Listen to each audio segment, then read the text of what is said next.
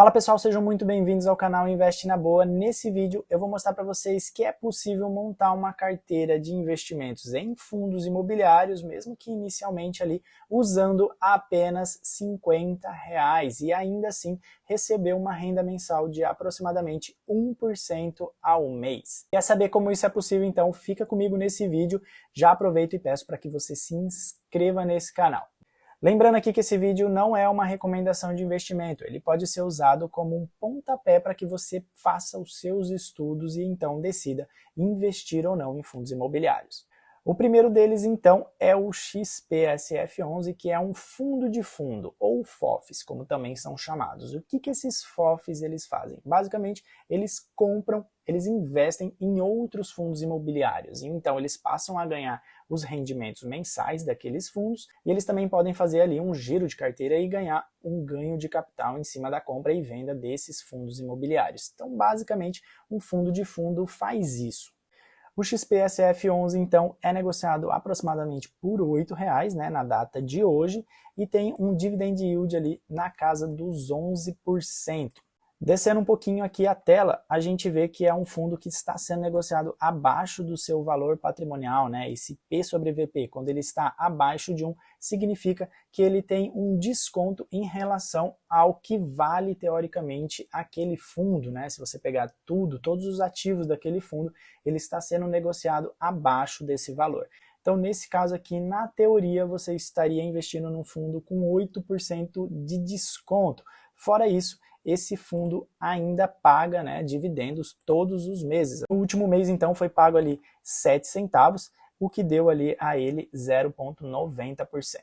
Para analisar um pouco melhor os fundos imobiliários, é necessário que você abra os relatórios gerenciais e façam ali as leituras, né? Eu vou mostrar para vocês como que vocês encontram isso no site. Eu estou aqui no Status Invest, então você vai clicar lá em comunicados, ele vai descer a página para você e você vai clicar em relatório gerencial. Gente, é muito importante que vocês façam a leitura desses relatórios. Eu não vou fazer a leitura completa aqui para vocês, mas eu vou mostrar basicamente as características desses fundos e também os pontos mais importantes. Mas é muito necessário que você, investidor, faça essa leitura antes de decidir investir ou não, combinado? Relatório gerencial aberto, então, vemos que é um fundo da XP, ele começou ali em 2019, tem mais de 370 milhões de patrimônio. A taxa de administração desse fundo está em 1% ao ano e também tem uma taxa de performance caso ele tenha um desempenho acima do IFIX. E estamos falando também de um fundo com mais de 47 mil cotistas. Nessa tela aqui a gente vê como é que está distribuído então a carteira de ativos desse fundo. Então 82% ele investe em outros fundos imobiliários, como eu expliquei, 16% em CRIs, que são as dívidas, né, ligadas ao setor imobiliário, e 2% está em caixa. Por tese ali, né, 70% então da sua receita vem através das rendas e 28% ali do ganho de capital. E a classe dos ativos dos outros fundos imobiliários, né? Temos ali escritório, logístico, desenvolvimento, tem renda urbana, shopping, enfim, ele é bem diversificadinho aí. Nessa tela aqui a gente consegue ver os fundos imobiliários que esse FOF investe. Então temos aqui o CPTS, tem TIGAR, tem o MXRF11, que é um dos mais conhecidos aí da galera, VILG11, BTLG11, enfim, tem um monte aqui, né, como vocês podem ver, e a maior participação dele ali, né, no caso, é de 6%, o que não é nada muito espetacular. Então, imagina que algum fundo desse venha a dar problema, não vai afetar tanto assim a renda desse fundo imobiliário. Nessa tela aqui a gente consegue ver os CRIs que ele investe, então basicamente ali ele tem uma média de CDI mais 2,9, né, dessas dívidas que ele basicamente financiou e vai receber isso de volta. O próximo fundo imobiliário aqui é o KIZU11, né? Também é negociado ali por volta dos 8,50 e tem um dividend yield de 10,48% em relação aos últimos 12 meses. Fora isso, é um fundo que também está sendo negociado abaixo do seu valor patrimonial e também pagou ali na casa dos 7 centavos, o que rendeu 0,86% no último pagamento. Esse fundo aqui basicamente também é um fundo de fundo, né? Ele também investe em outros fundos imobiliários, igual anteriormente, e ele segue ali uma carteira teórica da Suno 30. É um fundo que tem bastante cotistas, né? Quase 124 mil pessoas que investem nesse fundo e tem uma taxa de administração bem baixa, tá? De 0,60 ao ano e começou em 2021. E nessa tela aqui a gente tem os fundos imobiliários que esse FOF investe, né? Então, como a gente pode ver aqui, a maior participação é 4% no fundo, ele é até mais diversificado que o outro que a gente falou, né? Em termos de ativos, eu até prefiro esse daqui em relação ao outro, mas enfim, é bem diversificado assim essa carteira. A diversificação por setor, então, estamos falando de 32% de papel, tem galpão logístico, shopping, tem os híbridos, as lojas corporativas, renda urbana, é bem diversificado, tá, pessoal? 98% então, está em cotas desses fundos imobiliários, 2% em renda fixa. O próximo fundo imobiliário, então, é o VIUR 11, está sendo negociado ali também por volta ali dos R$ 7,98, R$ 8. Tem o dividend yield também de 10% e pagou aqui no último mês também 7 centavos por cada cota, tá? Isso vale lembrar, o que rendeu ali 0,89% e o seu P sobre VP está também abaixo do seu valor patrimonial, que teoricamente você estaria comprando esse fundo com desconto. Mas a gente precisa tomar bastante cuidado quando a gente vê isso daqui, tá? Esse fundo tem alguns probleminhas, não é só porque ele custa ali menos de R$10 que tá tudo certo, tá barato e tudo mais, tá? Aqui tem alguns probleminhas e eu vou mostrar para vocês. E você, investidor, precisa tomar bastante cuidado na hora de decidir investir nesse tipo de fundo ou não. Estou aqui então com o relatório gerencial desse fundo, tem uma taxa de administração relativamente ok, né, de 0,75% a 0,95% ao ano, mas tem aquela taxa de performance que eu já falei que eu não gosto muito, tem 42 mil cotistas, dividend yield anualizado aqui de 10,40%, ele teve como resultado ali 12 centavos por cada cota e distribuiu 7 centavos, o que é bem interessante, quer dizer que essa diferença está entrando para uma reserva, né, para momentos onde o fundo não performar tão bem, ele consegue pegar dessa reserva e manter ali uma sequência de pagamentos linear, vamos dizer assim. O que está pegando mesmo aqui nesse fundo é em relação à sua dívida, né, a capacidade que esse fundo vai ter de pagar a sua dívida. É uma dívida aí de quase 117 milhões, para um patrimônio aí que gira em torno de 345, então estamos falando de um percentual bem considerável, e também temos aqui para esse ano tá ok, ele consegue até honrar ali com a sua dívida, a questão é nos próximos anos, será que ele vai ter essa capacidade de duas uma aqui, né? Ou ele vai ter que abrir emissão para conseguir honrar com essas dívidas, ou ele vai precisar vender os ativos, enfim, abater na sua dívida, mas daí também pode acabar diminuindo a sua receita. Então, vamos ver cenas dos próximos capítulos, tá? Um lado positivo aqui que não tem inadimplência, né? Então, tá tudo bem, tá todo mundo pagando tudo certo, mas tem ali 3% de vacância, né? O que também não é nada muito fora do comum. Esse fundo aqui, diferente dos outros dois que eu já falei, ele investe em imóveis, então você de fato está investindo ali em tijolos, imóveis físicos mesmo, né? Na sua grande maioria ali é no setor de educação, né, com mais de 83%. O ponto negativo aqui que eu vejo é que 48% está concentrado em um locatário ali, né, 18% no segundo e 17% no outro. Ele não é tão diversificado em relação aos locatários, o que pode vir a dar um problema, né? Se der um problema, imagina nesse cara aqui, é metade do fundo, cara, metade da receita, basicamente, que esse fundo pode sofrer. Um lado positivo é que 90% é contrato atípico. O que isso significa? Significa que se esse locatário, por exemplo, quiser sair antes do seu vencimento, ele precisa honrar com todo o seu contrato o pagamento, e o pagamento é feito de uma única vez. Então, daria ali uma certa tranquilidade para o fundo, né? Mas, enfim, tem as outras garantias, mas nunca é bom você imaginar que um locatário vai sair, né? Isso daí pode trazer vários outros custos, né? Pode ficar um tempo sem receber, também ficar gastando com advogado, é complicado, tá, pessoal?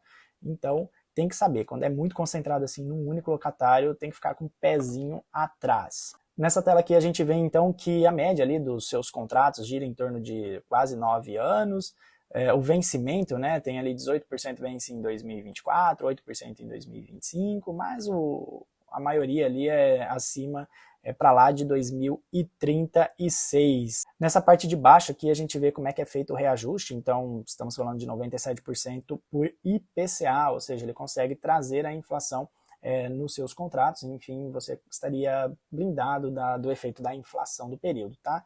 E tem um pedacinho ali também de IGPM. Olhando aqui a distribuição, né, então está presente aqui em 4 estados brasileiros, e aqui você consegue ver os imóveis, né? Então no Rio Grande do Sul ele tem 2 imóveis, os locatários estão ali. Aqui em São Paulo tem 3 e também tem um no Maranhão e outros 2 no Rio de Janeiro. O próximo fundo imobiliário é do GALG 11, que também é de imóvel físico, agora do setor de logística. Ele é negociado ali por volta dos R$ 9,00, também tem um dividend yield na casa dos 10%. Esse fundo aqui ele está sendo negociado bem próximo ali ao seu valor patrimonial, então na teoria estaria no seu preço justo. Para fundos imobiliários que investem em imóveis, esse indicador aqui do P sobre VP ele não é tão relevante quanto nos fundos de papéis e também nos fundos de fundos, como eu falei anteriormente, tá?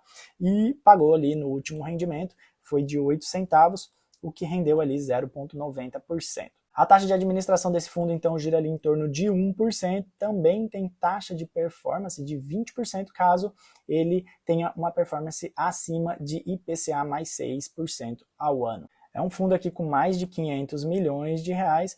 A média dos seus contratos gira ali também em torno dos R$ 9,00. Não tem vacância nem física nem financeira, o que é bem interessante. E tem 5 ativos no seu portfólio. Então, 96% dos seus ativos ali estão em imóveis, 4% está em caixa, não tem vacância física nem financeira, como eu falei, e o reajuste dos seus contratos é de IPCA e é 100% atípico. Eu já expliquei para vocês o que é esse contrato atípico.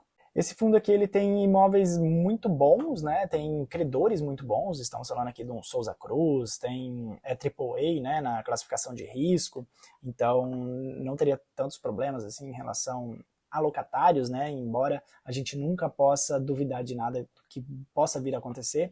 Também tem a BRF, tem a Air Liquide, enfim, em termos de imóveis e de locatários, não é o grande problema. O problema mesmo desse fundo, até mais do que o anterior que eu falei para vocês, é a questão da alavancagem, é a dívida que esse fundo tem. Então, nesse ano aqui ele tem que honrar com mais de 350 milhões, né? No próximo ano cai um pouquinho, mas está ali acima dos 300, depois cai ali para uns 250, depois para 200. Então, perceba que em 4 anos ele tem uma dívida muito alta para honrar, né? Será que esse fundo tem uma capacidade de honrar esse pagamento? Estamos falando de 42% do fundo é dívida. Então, assim, investir em imóveis, na teoria, é mais seguro, mas o que ele fez para conseguir esses imóveis, né? Ele se alavancou muito, ele entrou em dívidas e agora a gente precisa ver a capacidade desse fundo de honrar esse pagamento. Será que ele vai precisar abrir uma subscrição para honrar com essas dívidas ou ele vai precisar vender algum desses ativos, o que também pode diminuir ali a sua receita? Então, precisa ficar bem atento em relação a isso. São 4 anos aí que a gente precisa ver o que vai acontecer. Como eu disse, comprar cotas de fundos imobiliários ali que custam 8, 10 reais, na teoria parece barato, mas a gente precisa ver todo o entorno daquilo, né? E, enfim, pontos que precisam ser analisados antes de investir. Mas, enfim, é uma possibilidade que a gente tem. O próximo fundo imobiliário, então, é o BTCI 11, que está sendo negociado ali na casa dos R$ 9,96, R$ 10.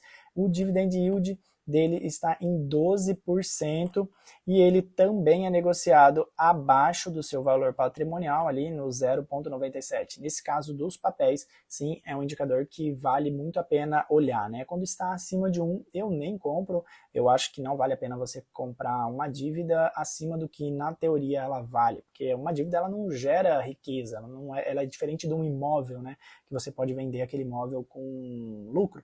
Uma dívida, quando você empresta 1, você volta a 1 mais os juros. Enfim, não faria muito sentido pagar acima de 1 quando esse P sobre VP é acima de 1. Combinado? O último pagamento dele, então, foi na casa ali dos 10 centavos, o que rendeu mais de 1% ao mês. É um fundo imobiliário aqui que tem o seu patrimônio acima de R$ 1 bilhão. Esse daqui é um fundo que investe em dívidas, nos CRIs, como eu já expliquei anteriormente também. Então ele tem as receitas de CRIs, também tem receita de outros fundos imobiliários que ele investe. Esse fundo aqui, para quem não conhece, ele é uma fusão entre esses dois fundos. Enfim, ele subiu bastante aí o número de cotistas ao longo dos meses.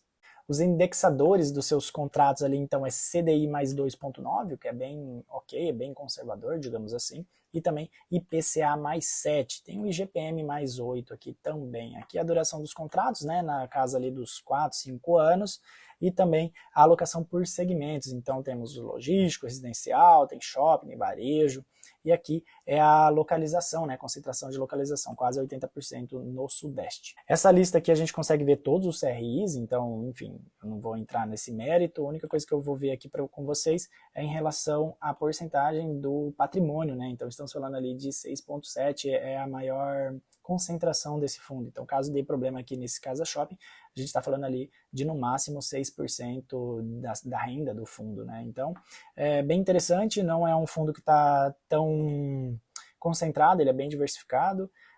Fundo de papel tem que ser assim, tá, galera? Tem que ser bem diversificado aí para você diluir os riscos, né? Se algum der problema, você não afeta aí o fundo pesadamente aí na renda do fundo. Aqui embaixo vocês conseguem ver então detalhadamente cada operação, né? É bem interessante vocês darem uma olhada nisso, tem as suas garantias e tudo mais, é um fundo de papel bem interessante. Bom, como é que ficou então a nossa carteirinha aqui, né? 39% então temos em tijolo, fundo de fundos também ali na casa dos 38% e 22% em fundo de papel.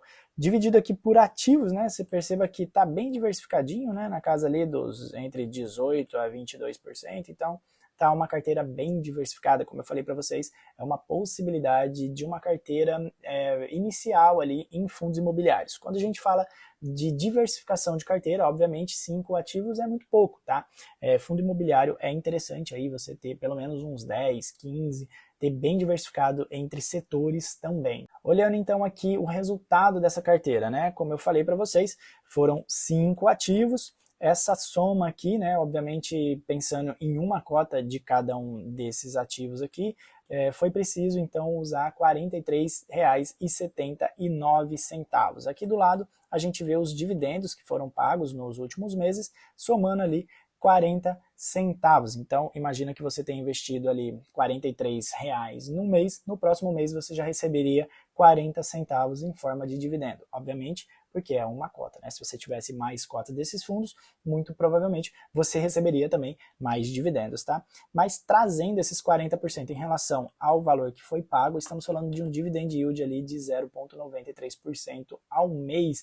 Lembrando sempre, gente, que os rendimentos, os dividendos dos fundos imobiliários é isento de imposto de renda, então é 0,93 líquido, sem imposto de renda. Agora eu quero saber de vocês, o que vocês acharam dessa carteira? Tem algum fundo imobiliário que você já investe aqui? Comenta para mim. Se você gostou desse vídeo, não esqueça de deixar o seu like e também se inscrever nesse canal e passar aí para as pessoas que você gosta. Espero que vocês tenham gostado. A gente se vê no próximo vídeo. Tchau!